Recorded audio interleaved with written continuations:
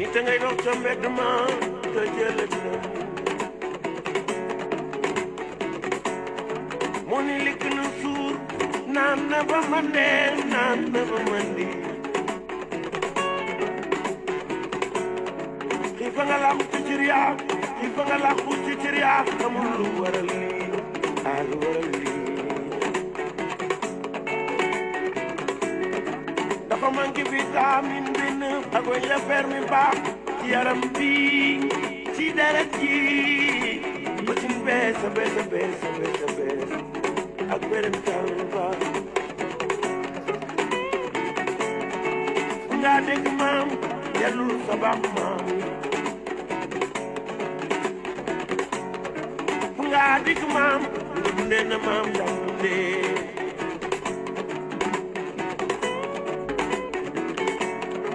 ceebu wàllu mbooj bi la daa dundee ceebu Casamance la daa dundee gerte Saalum bi la daa dundee soble Potou bi la daa dundee moos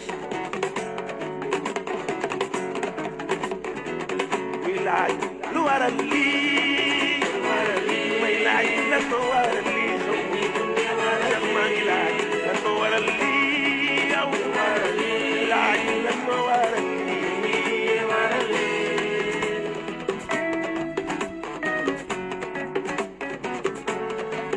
Partagez les vidéos en attendant.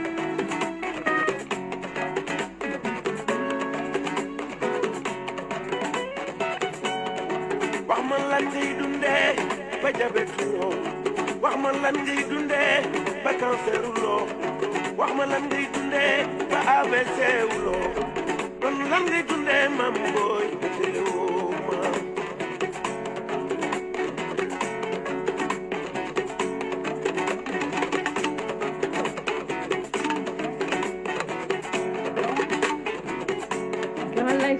Grand Lay Fall ziar naa la mais grand gis naa la gis léegi boo amee juróom-ñaar nuyu naa retrouvailles retrouvailles dem na laa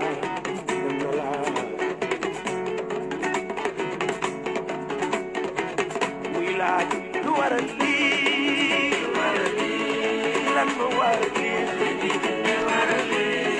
lan ma waral lii Serigne Khady may laaj lan ma waral lii dellu yow mi si sa baax maam yaa léeg-léeg nga réere na nga dellu Saalum si sa baax maam yaa léeg-léeg nga añee mbaxal Saalum lagal dellu yow mi si sa baax maam yaa su ko dee nga war reet laax na nga dellu yow mi si sa baax maam yaa su ko mu ne ni suukaree ko la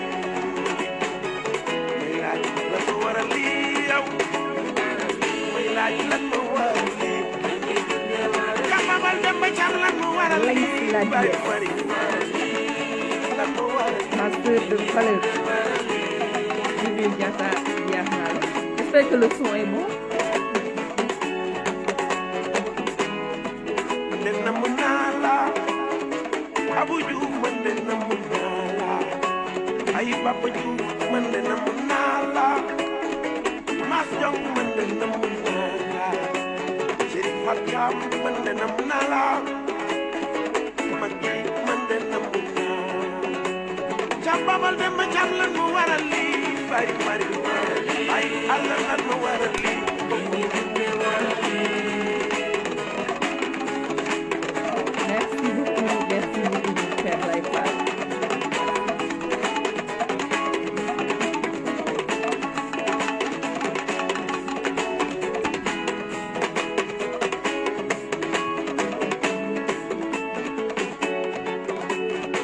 Lamine Ndiaye man de nam naa la Chéri Poli man de nam naa la partagez les vidéos en man de attendant nam naa la après vos vidéos Chéri Awa man de nam naa Cambabal dem ba cam lan mu waral lii bayu bari ayu Allah lan mu waral lii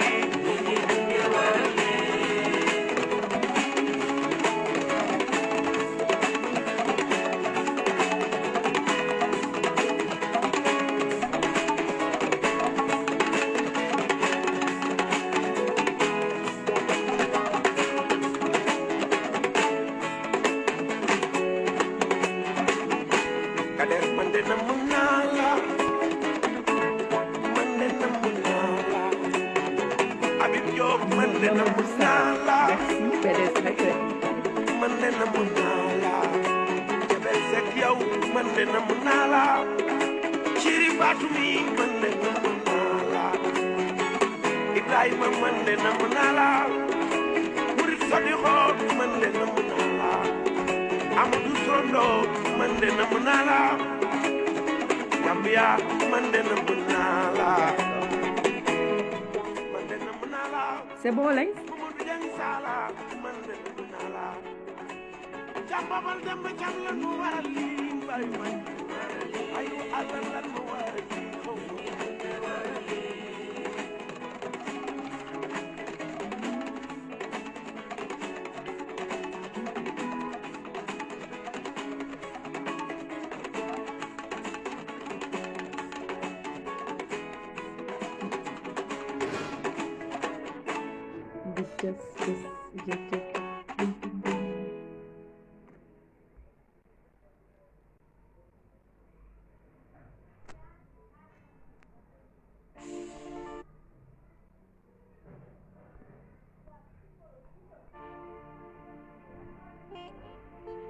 fii la weer wi dem dem njoof ma xool sama bulletin àdduna soof ma te ma naw mënu dul benn weer doon gis nga lool ah oui Ibrahima Diédhiou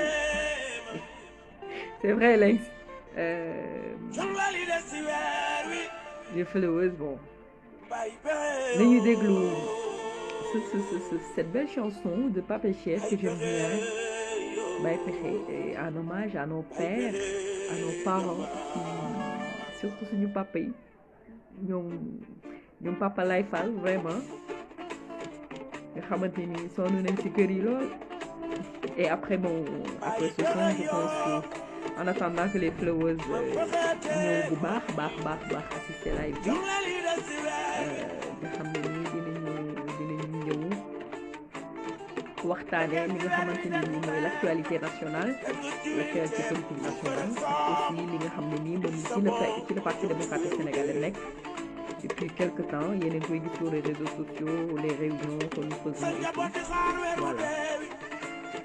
say waajur di xaar weeru dee yow sa benn weer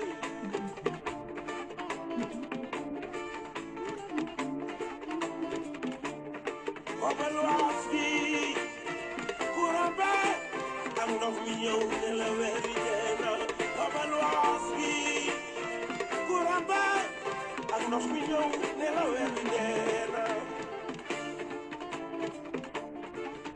partagez leen vidéo bi maximum de partage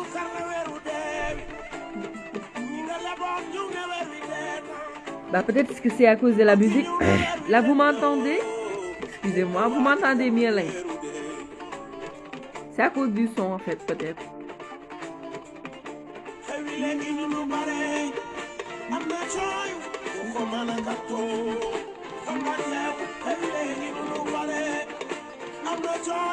Such a man you never ask.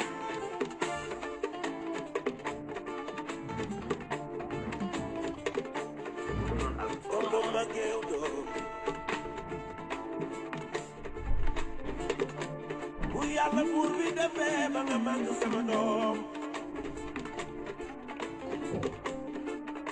kam ba màggee yow sama doom bul xeeb sa baay bul xeeb sa yaay booy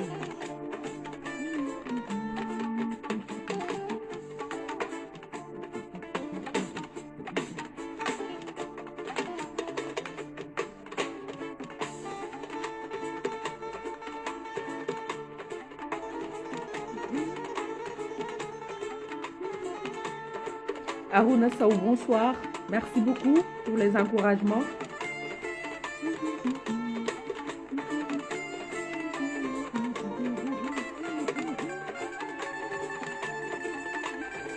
xam nga ñu nag Pape Cheikh dañu leen bëgg ndax dañuy woyal suñu góor gi loo xamante ni nii suñu góor gi national man moom vraiment ce sont mes musiciens j'aime bien leur son j'aime bien les écouter voilà Aruna merci beaucoup.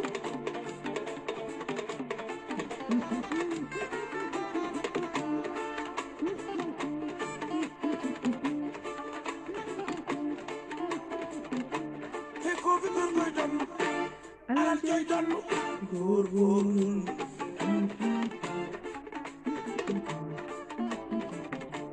góorgóorlu donn ngor gi ak fit wi ak jom ji doom ñi laa lay bàyyil góorgóorlu donn ngor gi ak fit wi. Merci beaucoup Ibrahima Diop.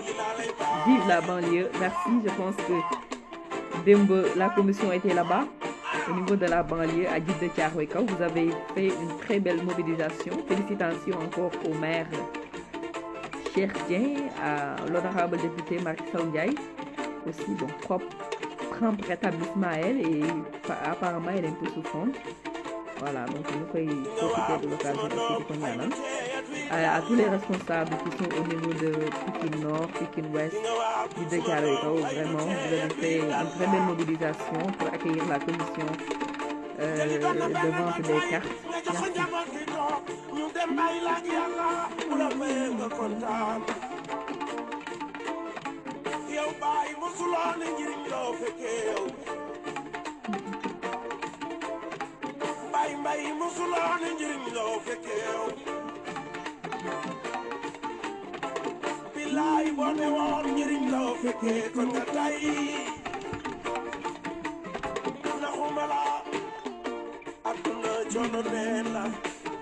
Cheikh Diop, merci. Aduna bi jononela sodani mbër mi beneen mbër mi nekk na la te bu soxla jàlle beneen soxla dikkal la korite bu jàlle tabaski song na la. Vraiment un grand merci au père de famille, vraiment un grand merci ci ni ngeen yoree kër yi vraiment merci beaucoup à vous. Jigéen ñi tamit des suñu ginnaaw ah jigéen ñi aussi des suñu ginnaaw ci li nga xamante ni mooy soutien familial voilà. Ah grand Al Diallo merci ziar naa la bu baax.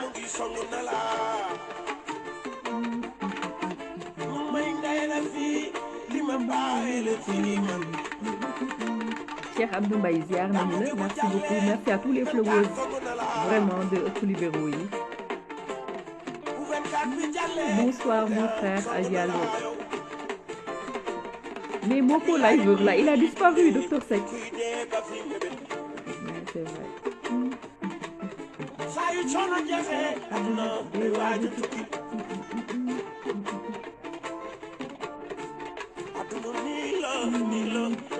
Merci beaucoup Ibrahima Diédhiou.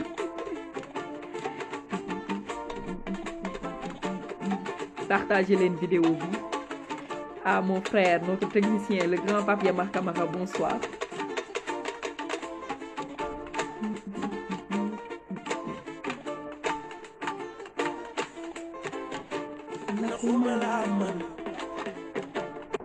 Voilà, bonsoir à l'ensemble des followers de Ëttu Libéraux yi, bonsoir aux Sénégalais et Sénégalaises, bonsoir à nos internautes, bonsoir au Parti démocratique sénégalais, mais surtout nuyoo bi dañu koy jiital di ko beral ci ki nga xamante ne nii moom mooy suñu frère secrétaire général national le président Abdoulaye Wade, di koy ñaanal gudd fan, di ko ñaanal yàlla bàyyi ko suñu kanam, di ko ñaanal ba mu fekkee 2024 bu ñuy investir Karim Wade muy dugg ci biir palais incha allahu rabbi.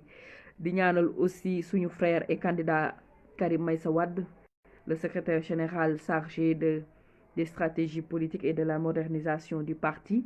Vraiment ñu di koy ziar bu baax a baax, moom tamit di ko ñaanal fa mu nekk yàlla na ko yàlla defal jàmm, yàlla na ko yàlla gaaw delloo ko fi nga xamante ni nii mooy dëkkam fii di réewum fii ci Sénégal. Di la wax président, comme on le dit toujours, tenez bon, vous êtes un exemple de dignité, vous êtes un exemple de loyauté, vous êtes un exemple en tout cas pour nous, la jeunesse sénégalaise, particulièrement la jeunesse libérale, parce que je pense que depuis 2012 vous avez supporté, vous avez subi, ça a dit aujourd'hui la machine judiciaire sénégalaise yow la njëkk dal ci sa kaw, mais vous vous êtes battu avec courage, avec détermination. Donc tey loolu yëpp ñun exemple nga ci ñun moo tax ndaw Parti démocratique sénégalais amul ragal. ndax gis nañu ki nga xamante ni nii moom mooy suñu candidat Karim Meïssa Wade nu mu taxawee di xeex 2012 ba tey gis nañu suñu président suñu leader ki nga xamante ni ci moom la ñuy roy muy le président Abdoulaye Wade depuis 1974 et avant même 1974 ni mu taxawee di xeex li nga xamante ni nii pour que réewam jëm kanam li nga xam ne nii mu ngi koy xeex ci démocratie indi fi démocratie xeex ko donc loolu yëpp ci am fit ak ngor ak jom ñun ñooñuy suñu royukaay moo tax la jeunesse libérale macha allah am nañu fit am nañu jom am nañu patriotisme mooy li nga xamante ne nii moom mooy vraiment bëgg sa réew. donc tey ëttu libéraux yi ñuy jéggalu nag ci gëj a live yi parce que parfois xat-xatu jamono yi daf ñuy xaw a dab donc comme tous les vendredis da ngeen daan am li nga xam ne nii moom mooy jotaayu umu mais spécialement aujourd'hui aussi ñu def ko samedi parce qu'on était un peu occupé hier donc ñu ciy jéggalu ba baax a baax ci gëj a live bi aussi et qu'on fera de notre mieux et de tout notre possible pour que maintenant vous aurez jotaay toutes les semaines ou bien minimum lépp ci li nga xamante ni nii mooy chaque 15 jours donc tey dañuy ñëw waxtaane li nga xamante ni nii moom mooy actualité nationale actualité politique nationale nga xamante ni yaatu na ci semaine bi y'a le rapport de l'ARMP gis nañu suñu bàjjen Mimi Touré moom nee na dafay indil Toussaint Manga que je félicite que j'encourage davantage pour ces belles sorties moom ak l'honorable député le président du groupe parlementaire Serigne Bara Dolly Mbacké wax dëgg yàlla seen taxawaay à l'Assemblée nationale rafetlu nañu ko moo tax aujourd'hui le journal qui a titré que les deux stars de l'Assemblée nationale actuellement c'est le docteur Toussaint Manga ak Mamadou Lamine Diallo donc vraiment bu tekki donc félicitations Toussaint encore une fois donc ñuy profiter aussi ci loolu di wax Mimi Touré ni ko balaa ngay waxu citation directe n'oublie pas que da nga waxoon fii Karim dafa jël alalu réew mi à hauteur de 700 xawma ñaata milliards et pourtant jusqu'à présent vous ne l'avez pas justifié madame Aminata Touré loolu ba léegi indi woo ci ay justification ci loolu nga toppee Karim Wade ba tëj ko Antoine Diome topp ko tëj ko ñu fexe ba mu bokkul ci ay élections ngeen changer code électoral bi et tout ça donc Mimi Touré yow la ñuy laaj nga indi ay justification parce que vous aviez demandé à Karim à l'époque d'apporter des justifications sur le compte de Singapour alors que le compte de Singapour yéen ci waroon a indi ay justifications parce que yéen ni moom dafa am léegi yow maintenant ñu ngi lay xaar ci sa këru 1 milliard boobu noonu nga wax ñu fan nga ko jëlee ak fan nga ko amee ci alal bu mel noonu li la Toussaint wax tamit dëgg la Antoine Diome bàyyi ci xel bu baax gis nga Mimi Touré dañ ko mujjee pressé comme un citron et jeté à la poubelle donc aujourd'hui il faut pas accepter Macky Sall gis nañu tey ñi nga xam ne dañ ko jàppale woon ñëpp Aly Ngouille Ndiaye amul lu mu ko deful njuuj njaaj élection yi lu nekk mu dugg ci dóor nit ñi 75 membres du Parti démocratique sénégalais ont été mis en prison juste pour anéantir ce parti-là aujourd'hui ana Aly Ngouille Ndiaye ma nga ca tool ya di bay donc aussi je pense que monsieur le nouveau ministre de l'Intérieur loolu yëpp ay exemple la pour que yow nga mën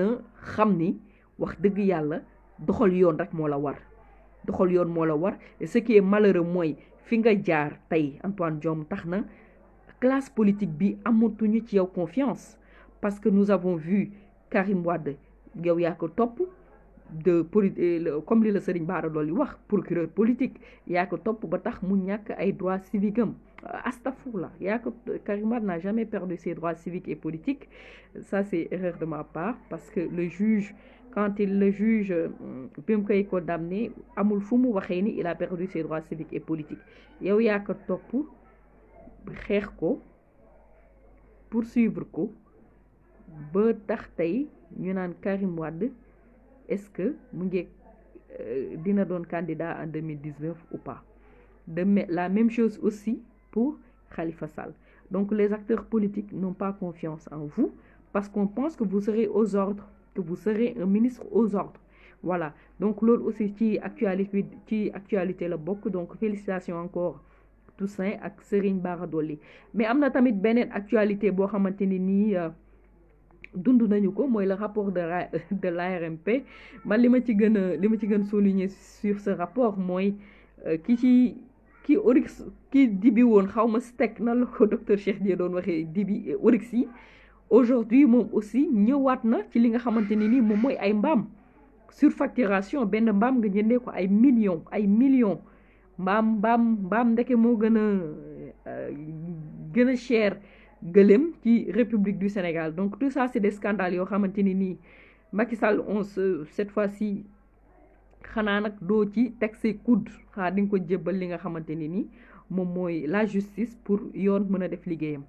Mais aussi beneen actualité bi nga xamante ni nii tamit dund nañ ko mooy la sortie de Bara Gaye ci Faram Facce ci TFM. Je pense qu'on va écouter benn extrait bu ndaw ci sortie wam boobu avant que ñu ciy def benn commentaire. Voilà, à tout à l'heure.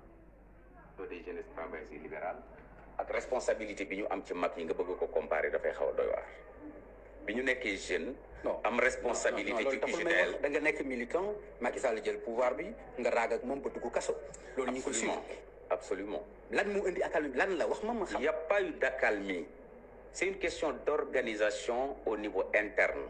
wax naa la léegi ni la ci biir organisation bi dañu ne bon ñii ñoo war a dem au front ñii ñoo war a def lii ñii ñoo war a def lële te génne la si wala naka la dem front nga ma mën a limal ci parti démocratique sénégalais boo xamante ni ñun ñëpp ànduñu ko di ko liggéey. Je pense que liñ ci war a def ñun ñëpp ñu ngi koy defandoo parce que parti politique la ñu yor du kenn nit rek mooy représenter le parti politique et la manière dont nous nous sommes organisés au sein du parti démocratique sénégalais ci ni mu beesee nii mooy dañu am 11 secrétaires généraux nationaux adjoints yuy jàppale le président Wade mais loolu taxul ñëpp yam cër. D'accord.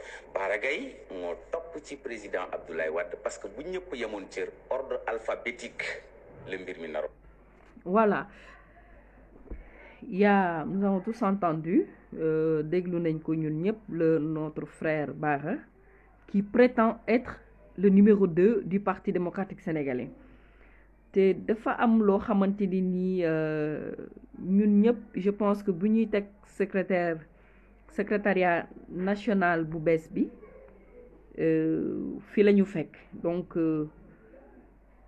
puisque fii la ñu fekk dafa am loo xamante ni nii il faut que ñu indi ci ay éclaircisses ay leeral ci à l'endroit des militants yi nga xamante ne nii dañuy déglu parce que je pense que beaucoup d'entre nous ont suivi li nga xamante ne nii moom mooy sortie bi nga xamante ne nii Bara Gaye maire de Yeumbeul Sud def na ko di indi nee na ay leeral donc bu ñu fàtte ni une décision administrative moom moo nommé woon le secrétaire général national le président Abdoulaye Wade génne woon daa di fal li nga xam ne nii moom mooy secrétariat c'est en 2019 secrétariat national bu bees bi mu ko falee mu am benn coppite bu ci am coppite bi mooy gis nañu léegi secrétariat national bi mu am li nga xamante ne nii moom mooy les secrétaires généraux adjoints mu am des secrétaires nationaux aussi de chaque domaine am le pôle de porte-parole am le collège des conseillers du secrétaire généraux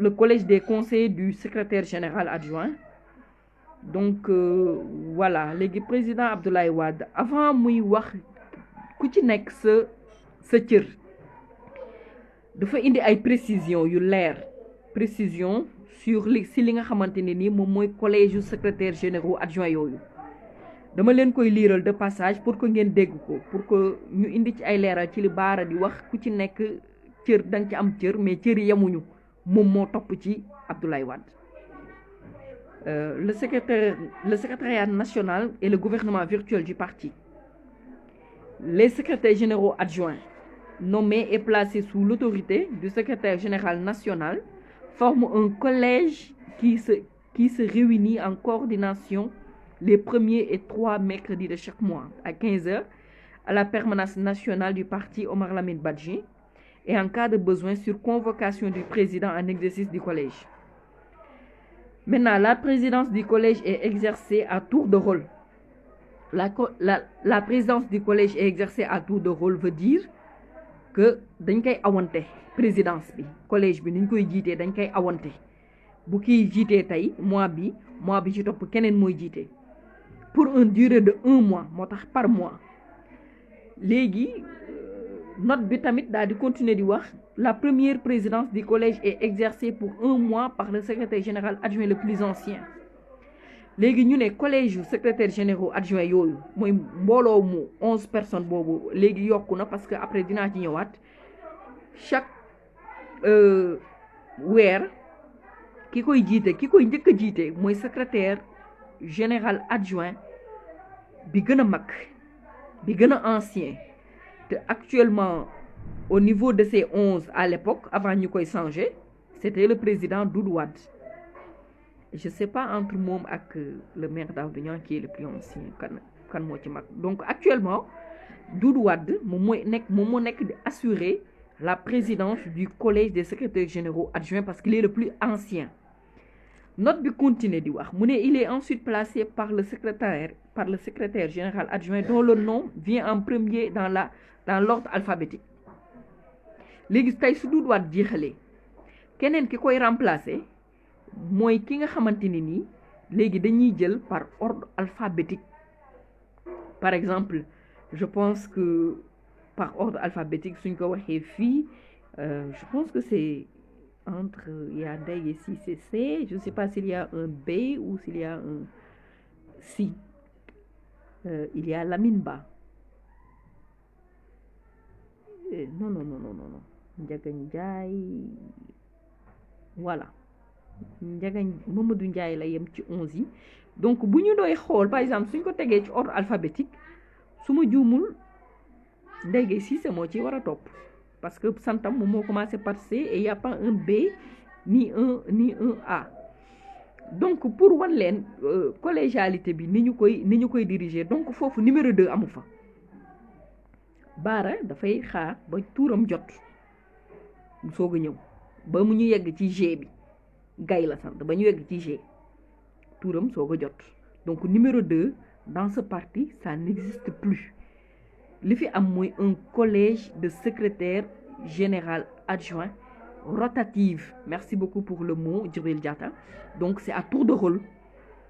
Donc fii, il n'y a pas de numéro 2. Donc Bara, je ne sais pas pourquoi, d'où est-ce qu'il est allé sortir ce numéro 2 imaginaire.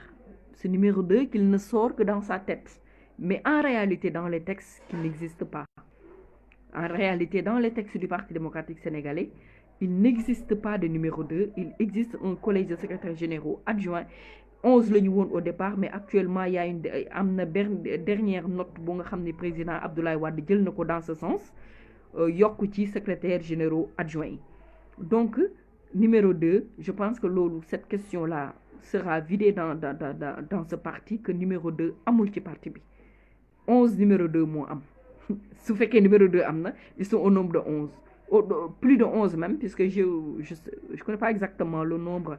Il y a le maire Daouda Niang qui a été ajouté au secrétaire général adjoint, que je salue de passage, mon maire et le coordonnateur du département de la fédération du département de Rufisque, le président de la fédération, nous l'avons nu, monsieur le maire de passage. Il y a aussi le docteur Cheikh Dien, Mayoro Faye, Abdoulaye Diop Pikine, Ndiaga Niang et je pense entre autres qui ont été ajoutés au collège des secrétaires généraux adjoints. Donc il y a plus de numéro 2 dans ce parti-là. Donc ak benen affaire bu nga xamanteni ni aussi dans son émission Bara souligné nako daf ni il est le coordonnateur et le rapporteur du Parti démocratique, du collège des secrétaires généraux adjoints. Je pense que moi j'ai pas vu dans ce texte où on a mis dans ce texte, dans cette décision administrative, où on a mis que Bara est le rapporteur, ou bien Bara confond deux termes, rapporteur et coordonnateur. Je ne sais pas, ces deux mots, je ne pense pas que ces deux mots soient synonymes. Et d'ailleurs, le mot coordonnateur n'a pas été mis dans sa fonction. Dans sa fonction, dans son ancienne fonction, parce qu'il n'a plus cette fonction, c'était qu'il était le secrétaire général adjoint chargé des relations avec les organisations politiques, rapporteur du collège des secrétaires généraux adjoints. Maintenant, rapporteur du collège ne veut pas dire coordonnateur en premier. Rapporteur du collège aussi ne veut pas dire numéro 2. Parce que le rôle du rapporteur, c'est d'assister aux réunions du collège et de rapporter au secrétaire et de faire un rapport au secrétaire général national, le président Abdoulaye Wade.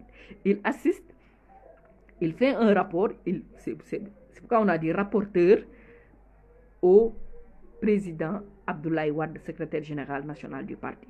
D'ailleurs, on n'a pas dit président Bara, c'est pas à lui pour le moment de présider les réunions du collège. Donc quand le président préside, lui, il fait un rapport à la fin de la réunion, il va faire un rapport au président Wade. C'était ça son rôle. D'ailleurs, ce rôle, il ne l'a plus. Ce rôle maintenant est entre les mains du maire Daouda Niang, le maire de la ville de Rufisque. Actuellement, c'est lui qui est le rapporteur des collèges, qui est le rapporteur du collège.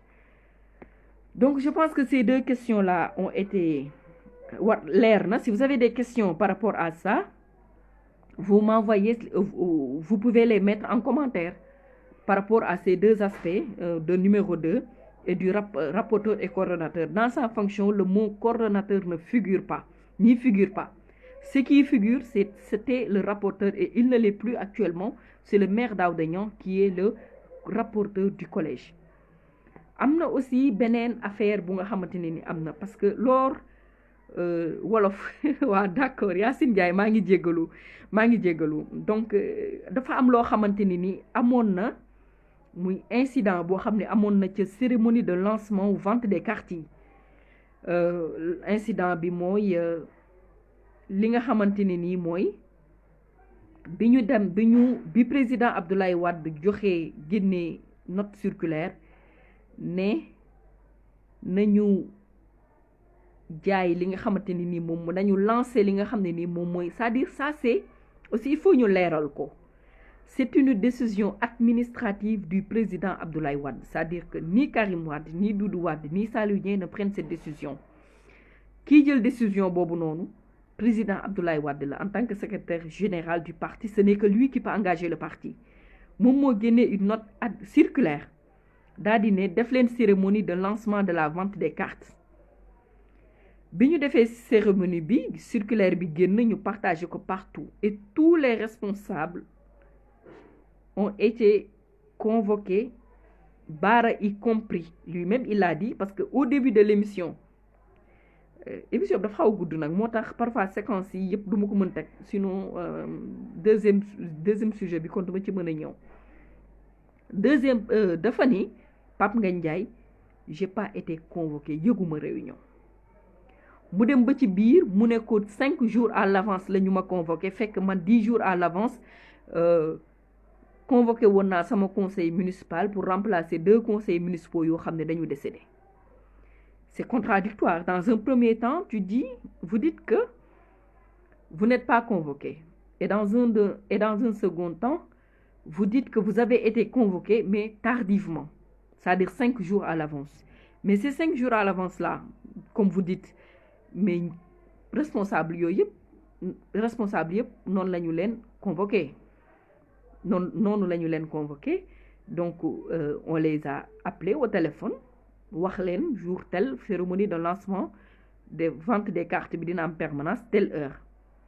Donc lolu suñu ko défalé responsable yépp. Donc même vous êtes tous au même niveau d'information. En plus les gens ont massivement partagé le circulaire pour wax ñëpp ni vente des cartes bi dina am cérémonie lancement des ventes de cartes bi dina am massivement. Même les sections qui sont de la diaspora yëg nañu ko. Donc tout le monde a lu. Maintenant pourquoi vous n'êtes pas venu? Vraiment on ne sait pas. Cérémonie bi bu mu commencé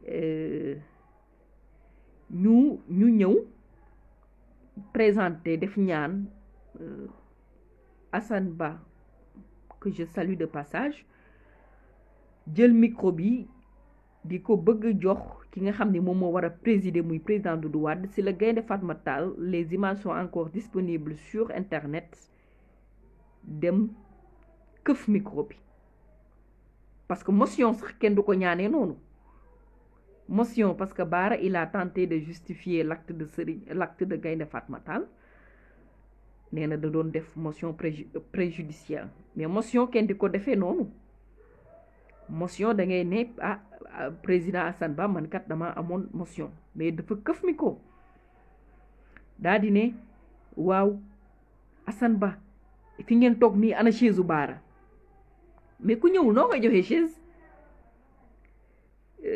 ce jour-là je pense que le porte-parole il est secrétaire général adjoint Tafsir Thioye mais il n'était pas venu. Est-ce que quelqu'un a pris le micro pour dire elle est où la chaise de Tafsir?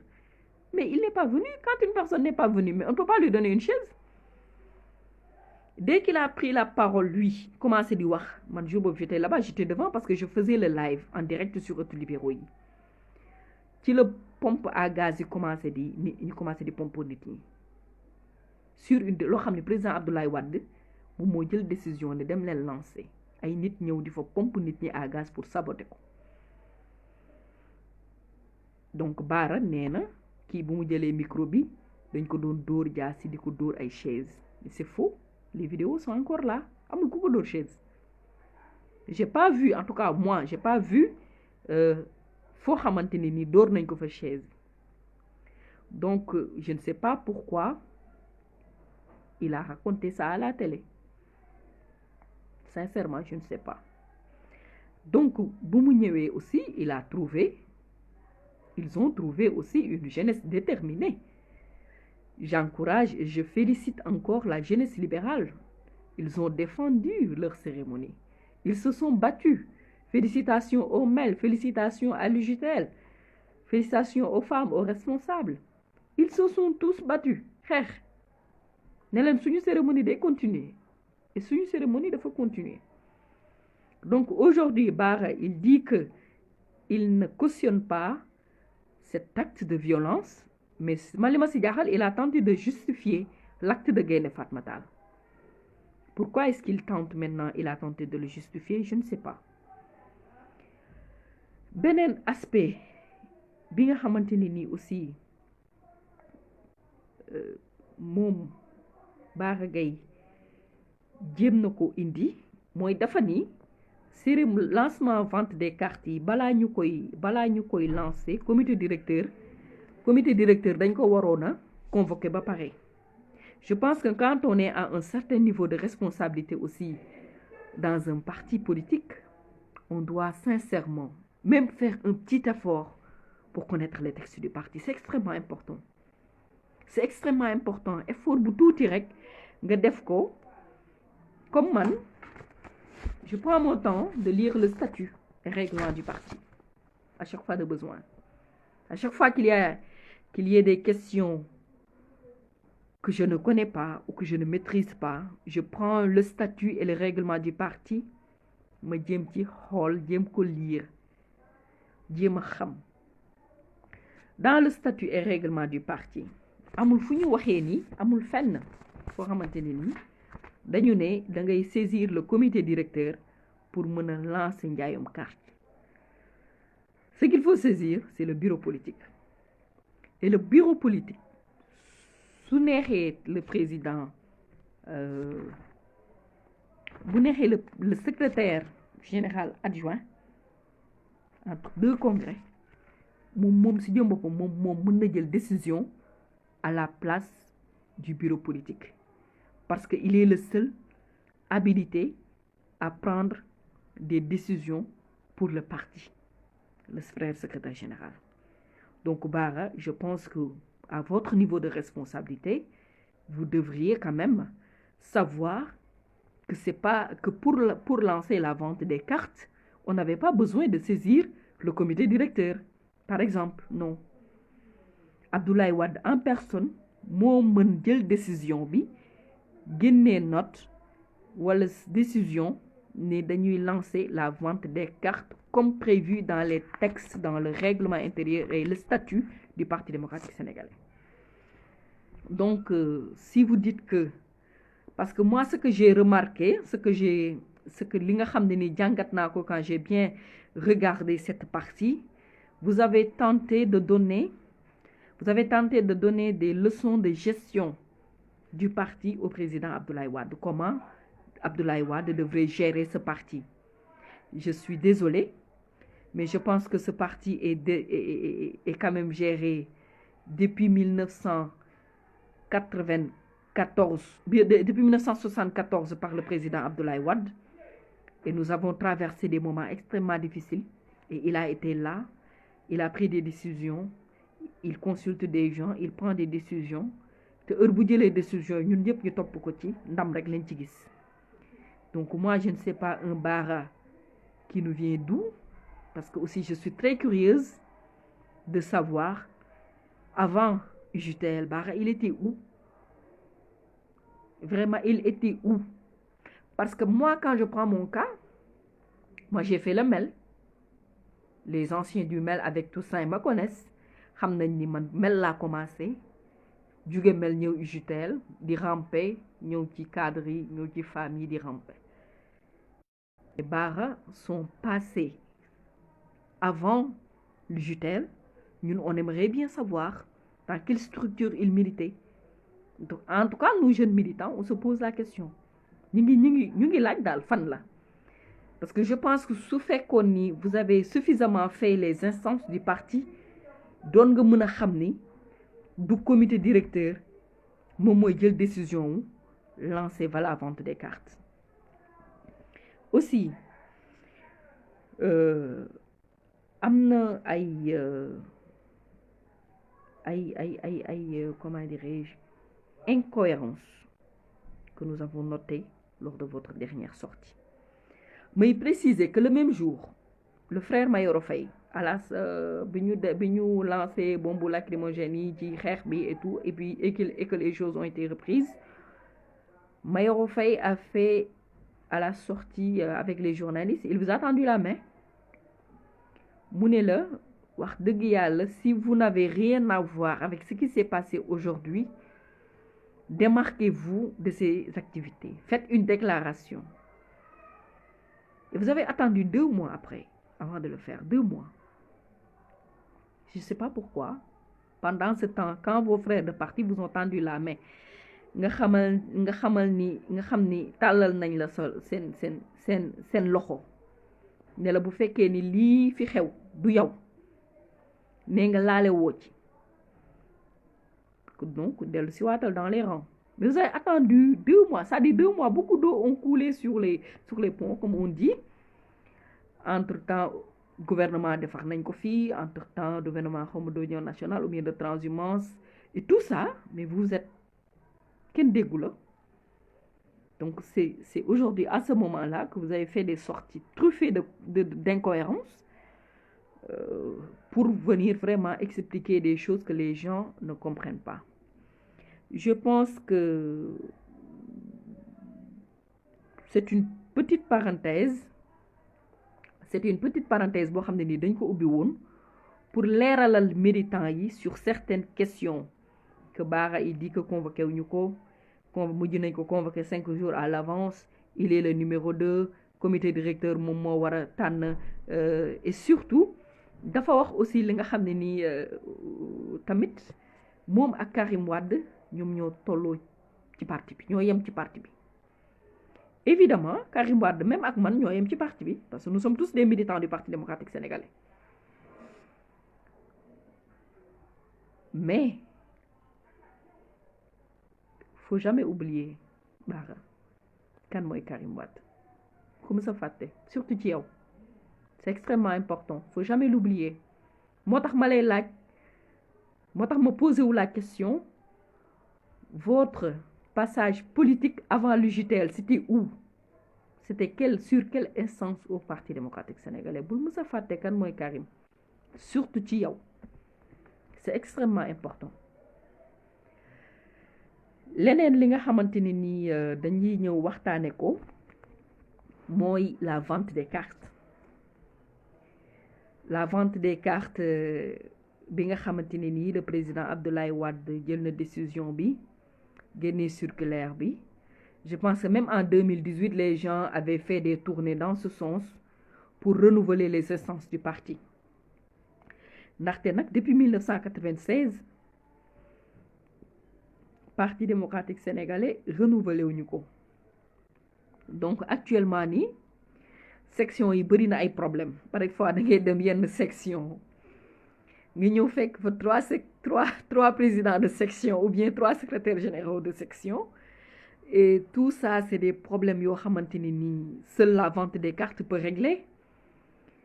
Seul le renouvellement du parti peut régler, surtout renouveler les instances parce que am na yenn instances yi am na yenn section yi ña fa nekkoon dem nañu am na ñoo xam ne gaañu nañu am na ñoo xam ne politiqueatuñu donc il est important et nécessaire pour nous militants ñu accueillir li nga xamante ne ni moom mooy vente des cartes bi ñu accompagner la commission ñu sensibiliser surtout nous jeunes libéraux ñu sensibiliser ñi nga xamante ne ni ñooy militant ak fépp fu mu mën a nekk donc vente des cartes bi def nañu cérémonie de lancement bi gis nañu Saliou Dieng avant Saliou Dieng je comptais vraiment féliciter le président Karim Wade qui est chargé des stratégies politiques et de la modernisation du parti. Parce que man, en ce qui me concerne, la première fois que je suis réunion commission, j'ai été très satisfaite de la modernisation. Bi nga xamanteni ni indi nañ ko ci li nga xamné ni mom moy vente des cartes. Parce que carte bi légui la amone amatul. Ben yandé rek avec sa grande bouche taxaw fi di wax ba sonn suñ né jaay carte mu wut ben 500 000 dem jënd carte yi denc ko kërëm lolu amatul. Les cartes yu ñu am c'est des cartes que l'on peut tracer chaque militant bu yor suñu carte mën nañ la wax fii la dëkk mën nañ la wax fii la voté mën nañ la wax lii mooy liggéeyam donc cette modernité ces informations fiables donc j'en félicite vraiment le frère Karim Wade candidat du Parti démocratique sénégalais vraiment pour vous dire que la jeunesse est sincèrement satisfaite de ce travail colossal que vous êtes en train de mener avec vos collaborateurs avec le secrétaire national chargé des structures et des mouvements de soutien et à toute la commission nationale de la vente des cartes. Donc vraiment mes félicitations à vous. Liggéey bi ngeen di def rafet na gis nañ leen aussi mais aussi dafay wane ni rek Parti démocratique sénégalais li ñuy wax rek xalum ndéef la soo yaakaaree ni parti bi bu ñuy yuuxu tey lay dee mais jour bobu la parti bi gis nañu mel en premier lieu la mobilisation bi ñu def bi ñu waré accueillir li nga xamanteni ni mom moy la commission de vente des cartes. Nous avons vu aussi l'UJTL, nous avons vu les femmes, bravo à notre maman Waressar, nous avons vu des arabisans, bravo aux cadres, nous avons vu la MENBA, cette grande mobilisation des cadres pour accueillir la commission. Aussi nga dem banlieue fan yépp jusqu'à hier ñu ngi won banlieue donc dem banlieue aussi ñu gis mobilisation bu mag bi. Cela montre encore une fois la détermination des militants ak namm bi ñu namm coppite ak accueillir bi ñu accueillir coppite yi nga xamante ne nii indi nañ ko ci biir commission vente des cartes. Maintenant le plus important ci carte yooyu aussi mooy dinañu permettre ñu xam nos militants électeurs. C'est extrêmement important. Des militants, mais électeurs. Par exemple, quand je prends la ville de Rufisque, parce que mon blague maîtrisé, la faut fly militer, je leen di nuyu de passage, Rufisque au Nord, may nuyu sama grand Issa Paye, ñom grand Mamadou Ndoye, et donc grand Leysen nuyu na leen yeen ñep ak mes frères et sœurs qui sont là-bas.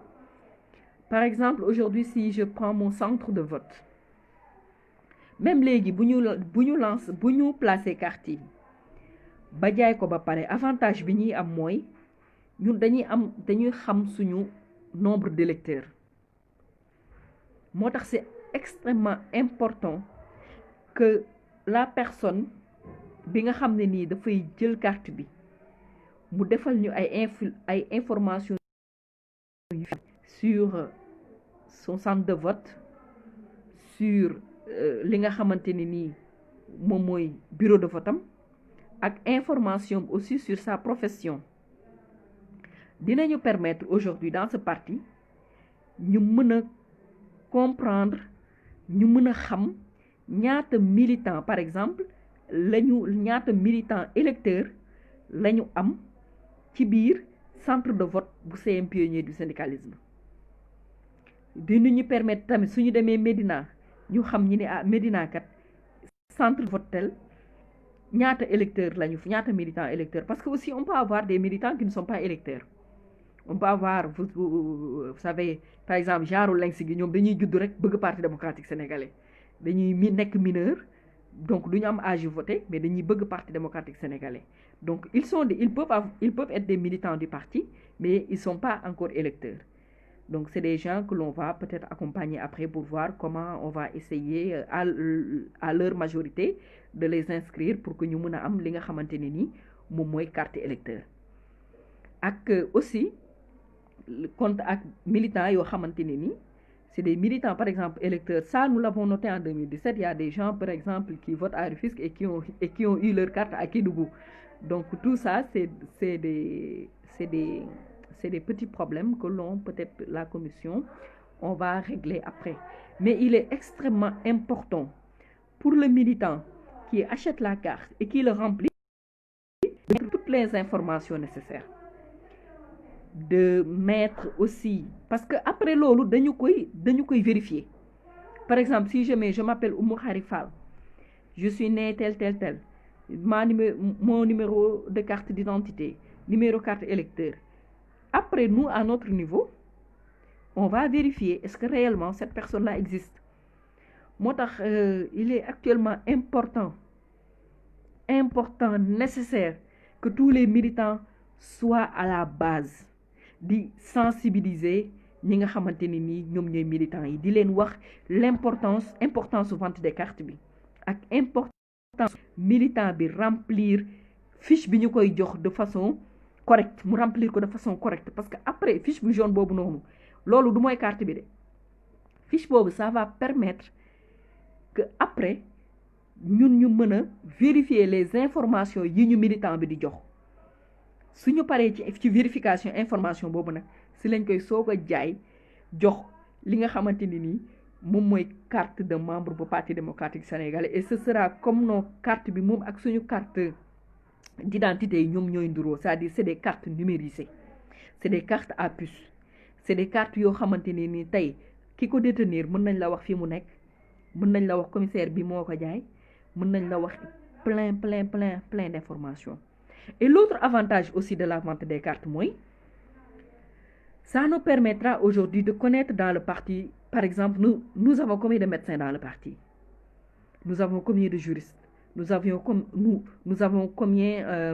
combien d'arabisants nous avons combien de femmes nous avons combien de jeunes nous avons combien de sages nous avons combien de cadres donc jaay lancement wu vente de carte bi mën naa ni moom mooy tabaxaat PDS bu bees moom mooy tabaxaat PDS avec benn base de données bu fiable benn base de données boo xamante ni nii mën nañ ci sukkandiku tey bu ñu soxlaa avocat ñu ne PDS ñaata avocat la ñu am diw ak diw dañuy dem xool ci base de données bi rek xam diw ak diw avocat la le parti a besoin de vous donc daf ñuy permettre ñu xam la position socio-professionnelle de nos militants donc c'est extrêmement important maintenant l'autre aspect bi nga xamante ne nii vente des cartes bi dina ko indi mooy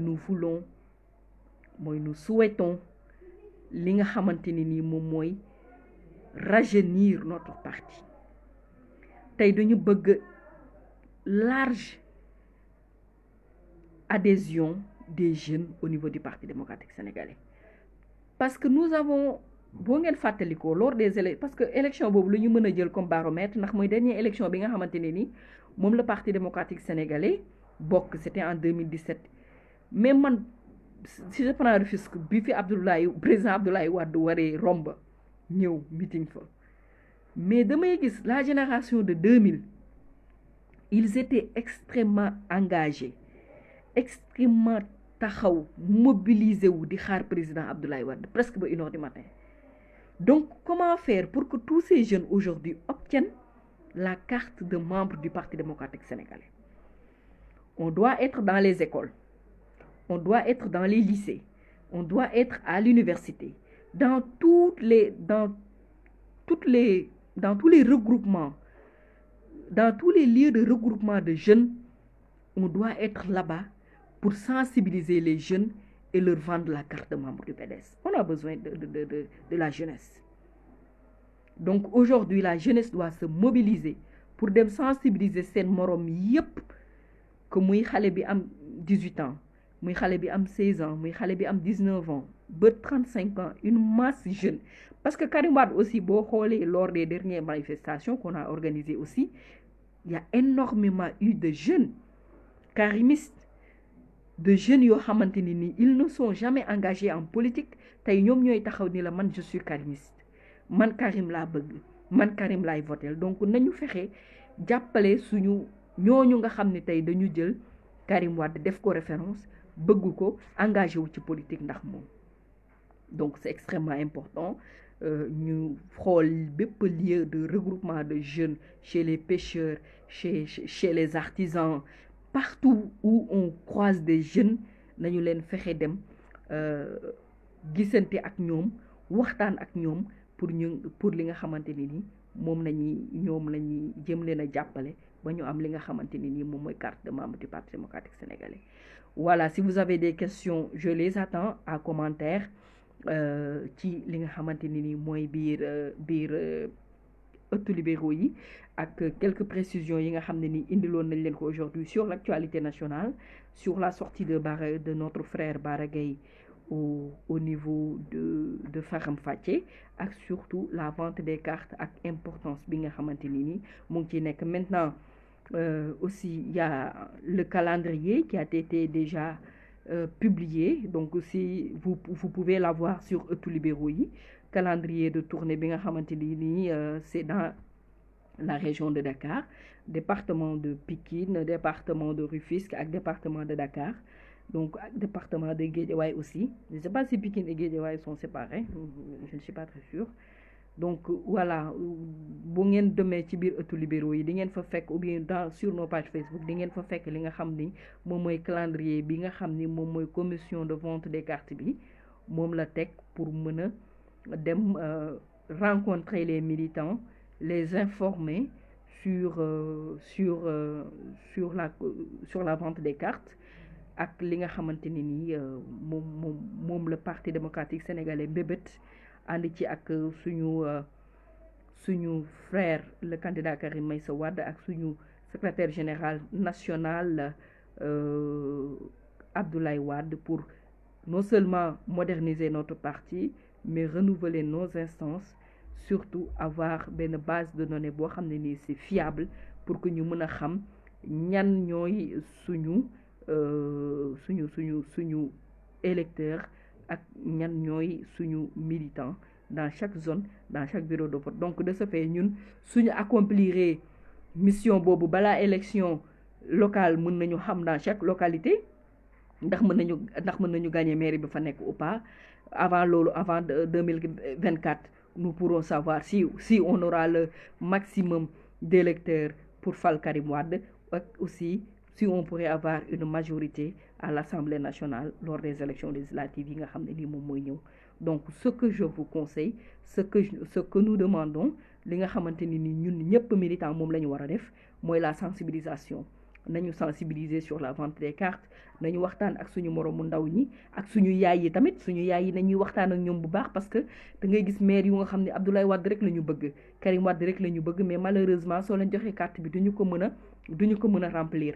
Donc je pense que loolu ñun ndaw ñi nga xam ne nii ñoo nekk biir Parti démocratique sénégalais war nañu ko def suñu credo, jàppale leen ñoom suñu yaay yooyu ñuy mën a remplir seeni fiche de façon correcte pour que ñu am une base de données fiable, mën a renouveler suñuy parti, renouveler tous nos instances et Inch'Allah en 2024 gagner les élections présidentielles. Mais avant boobu aussi nañu fexe ñun ñëpp nañu fexe ñun ñëpp aussi. Voilà, là cette question je vais lire un peu cette question. Là il dit est-ce que Bara est toujours membre du collège des secrétaires de votre secrétariat? Je dis oui, mais il n'est plus le rapporteur. il est juste membre mais il n'est plus le rapporteur. Libaskim Lam, voilà. Libaskim Lam, c'est lui qui a posé cette question. Maintenant, j'attends vos questions en commentaire dans 5 minutes. S'il n'y en a pas, je pense que j'ai tenté. Et c'est Djemna, indi li nga xamanteni ni mom moy quelques informations yi nga xamni ni yaakar nañ ni militants yi fu ñu mënti nek war nañu ko soxla ci li nga xamanteni ni mom moy la vente des cartes bi nga xamanteni ni président Abdoulaye Wade diglé nako.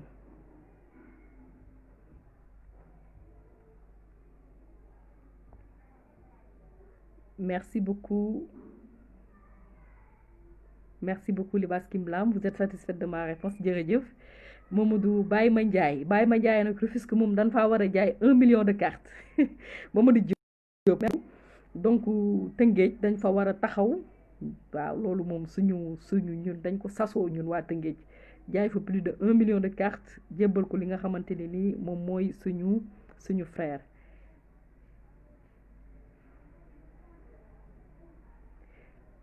Ah, Idrissa, mais bien sûr, ñepp c'est-à-dire que suma jëlé ki dafa bind mu né vous n'avez pas parlé de ceux qui sont dans le gardiennage au niveau de la sécurité. C'est-à-dire que dama ma ngi jéggalu njumte la rek de ma part, mais c'est-à-dire bépp xéetu liggéey bépp xéetu dandoole bépp xéetu secteur war nañu fa am ay militants et effectivement am nañu fa aussi ay militants yaakaar tay cellule des entreprises tay Saliou Dieng recevoir na len mom moy président commission bi recevoir na len tay permanence ñu doon len jox information yi nga xamanteni ni tamit mom mo concerne li nga xamné ni mom moy la vente des cartes. Donc ñëpp ci lañu biir donc yow tay sa collègue yi nga xamné yëpp vous êtes dans le gardiennage yow lañu sas yow ce tour c'est Idrissa Bodian yow lañuy sas pour que nga sensibiliser leen pour que ñoom ñëpp ñu mëna am taxaw jënd si li nga xamanteni ni mom moy carte de membre du Parti démocratique sénégalais. Il dit quitte de la communication sur les renouvellements et la vente des cartes hors Facebook, vous avez pensé, mais bien sûr, c'est-à-dire que la commission commission bi dina jaar ci section yépp. Actuellement ñu ngi tollu ci comment dirais-je, ñu ngi tollu ci recevoir la région de Dakar pour waxtaan ak ñom. Mais avant la région de Dakar, recevoir na étudiants yi, recevoir na jeunes yi, recevoir na femmes yi, recevoir na cadres yi, recevoir na tay cellule d'entreprise yi la ñu doon recevoir pour jox leen information yi nga xamanteni ni mom lañu wara xam ci li nga xamni ni mom moy renouvellement yi ak vente des cartes.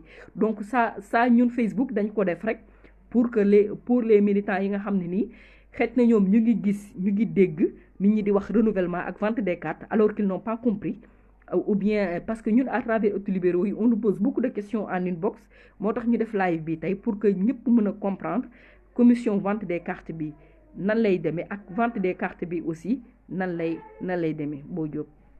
Alsan Ndiaye, merci beaucoup et mon frère Mamadou Dem, félicitations, merci beaucoup. Cher Fall, Cher Fall, je ne peux pas, Baye Fall Ndiaye, je ne peux pas répondre à votre question. Est-ce que les karimistes qui n'auront pas l'âge de voter en 2024 seront pris en compte lors de la vente des cartes? Mais bien sûr, parce que si règlement Rita Sonko, ziarna la ma sœur depuis Côte d'Ivoire, nek membre de la fédération PDS bu Côte d'Ivoire à Abidjan, donc ziarna la ma sœur Rita. C'est-à-dire que toute personne qui le désire, bépp nit bu bëgg am carte Parti démocratique sénégalais, il est de notre devoir, il est de ci devoir parti bi la nga fexé ko fekk fa mu nek nga jox ko carte. Maintenant est-ce qu'ils n'auront pas l'âge de voter en 2024? Mais je pense que les Benjamins libéraux ont toujours existé dans ce parti, des gens qui n'ont pas qui n'ont pas l'âge de voter mais qui désirent être des militants. Ñoñu aussi war nañu fexé ba ñu am ci seeni carte. Merci beaucoup. Merci aussi Moustapha Lou.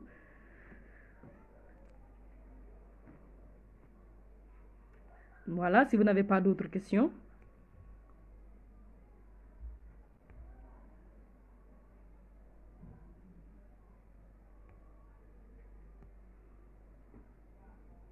D'autres questions? Oui, on va en touche.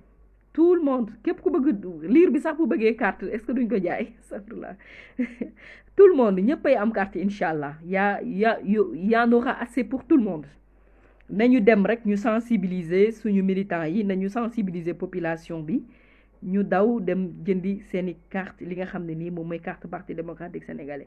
Et maintenant s'il n'y a plus de questions on va se dire bye bye ci beneen numéro boo xamante ne nii jotaay umu lay nekk ñu ñëwaat ci yeneen sujet si yeneen waxtaan indiwaat yeneen thème yaakaar naa ni fi mu toll nii parti démocratique sénégalais taxaw nañu thème pour defaraat suñu parti macha allah gis nañu malgré vraiment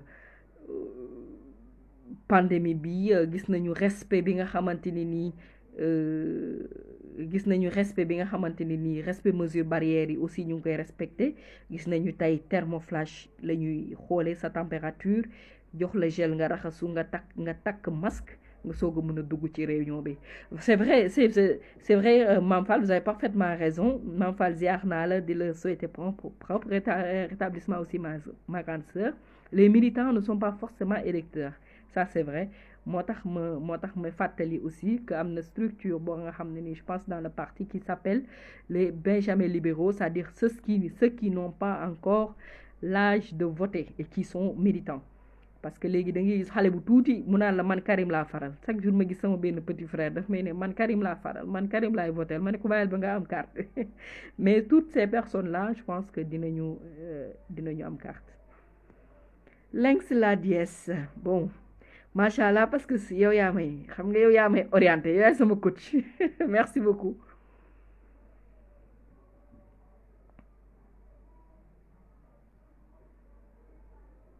Merci beaucoup mon frère Ndia c'est top.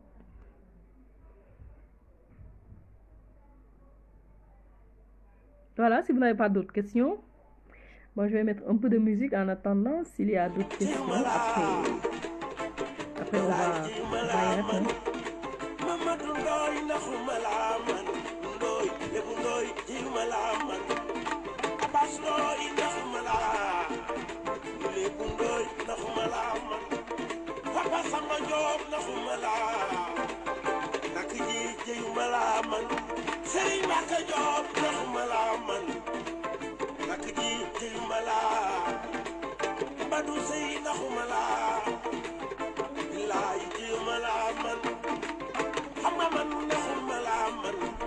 Merci beaucoup.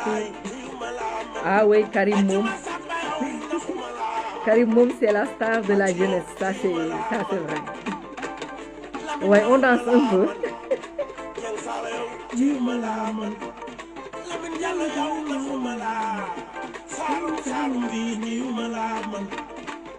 Mais sama co-liver, Dr Seck moom vraiment il a disparu aujourd'hui. Lenx, est-ce que doo jëli Dr Seck?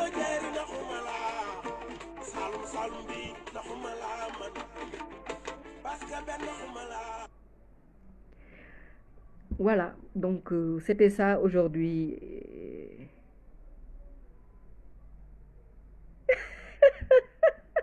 Mame Fall, merci beaucoup. Mame Fall nee na question mooy PDS lu leen tax a chon ah ñun nag xam nga dañuy ànd ak leer parce que dañu ànd ak koo xam ni président Abdoulaye Wade xol bi dafa yaatu mënoo nekk ak moom te doo excusez-moi il faut que je réponde un peu. Mina? Allô? Mina, je fais un direct là et je te rappelle man maa yor tablette Taïda. Non, Taïda nga woo. Mais là je fais un direct et je termine dans 10 secondes. Hein. Voilà.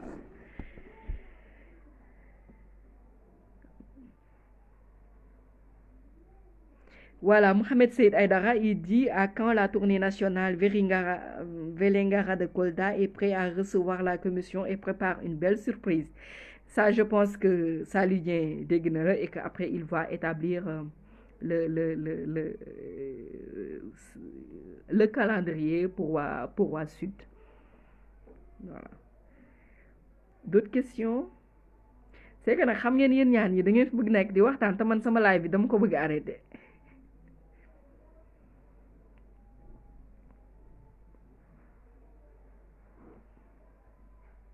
Allez, bye bye. Wafouta, nous sommes impatients de vous voir. Ils seront là, Sidi Soumaré. Salut, yaa ngi dégg Wafouta ñu ngi lay xaar, waa Vélingara ñu ngi lay xaar. Man Wade Islam.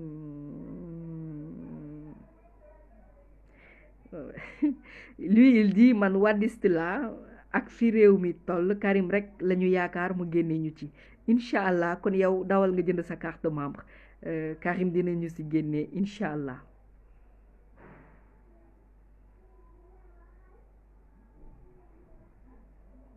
Waa leeru Karim bi la moo ñu jàpp Mam Fall.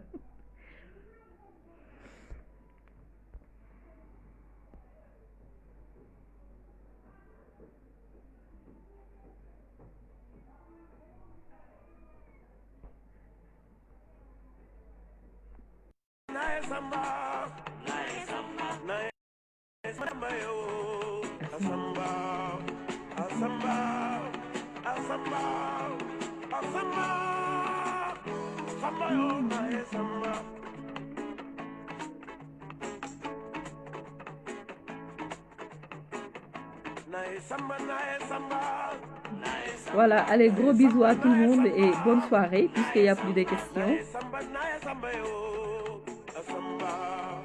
Merci beaucoup, grand Samba Bay, Sidi Soumaré, le Fouta, et nous nous sommes mobilisés pour Bouteille d'Or, le maquis. Merci beaucoup.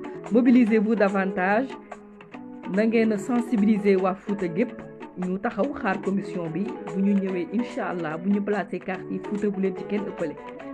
Allez, merci beaucoup mon frère Sidi Soumaré et bien de choses à Docteur Yaya Niang, je pense qu'il est du Fouta, et à tous les militants qui sont là-bas. Ah bah apparemment les followers ne veulent pas que je termine le live là. Les followers yi dafa mel ni bëgguñu live bi jeex léegi nag xaw ma nag lu ñuy def.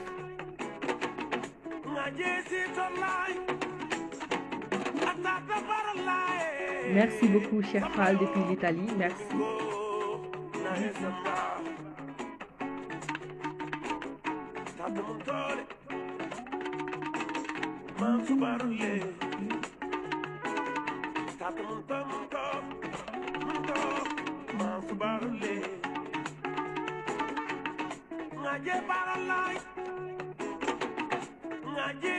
Ah oui, ça c'est vrai.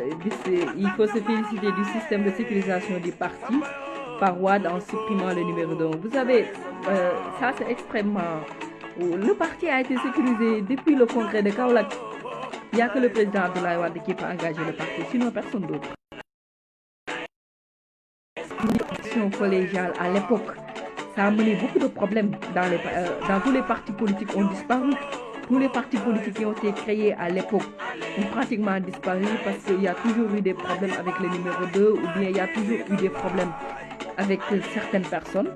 Mais heureusement que le Parti démocratique sénégalais, le président Abdoulaye Wade, a déjà pris les devants pour ça. Il n'y a que lui qui peut engager le parti et on sait que le monde n'a du sacrifier les le Parti démocratique sénégalais. Donc, mes remerciements à toute l'équipe de Libéraux. Vous faites un travail extrêmement génial.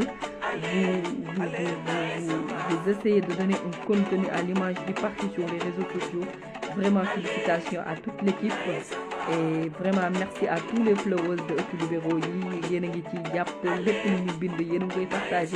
Sur les live aussi, vous êtes là présents. Donc merci beaucoup, merci à tous. Sambaba, merci beaucoup. Lynx, merci. Grand Mardiawo, merci beaucoup. Grand Boubaden, merci beaucoup. Gissé Sadarou, l'ingénieur, merci Fabien Martamara, merci Grand Aldialo de Sosec.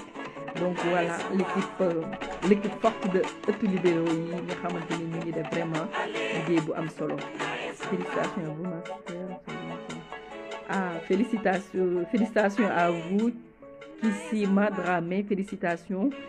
Ça c'est depuis Sédhiou, waa Sédhiou, donc nuyu nañu waa Sédhiou yëpp.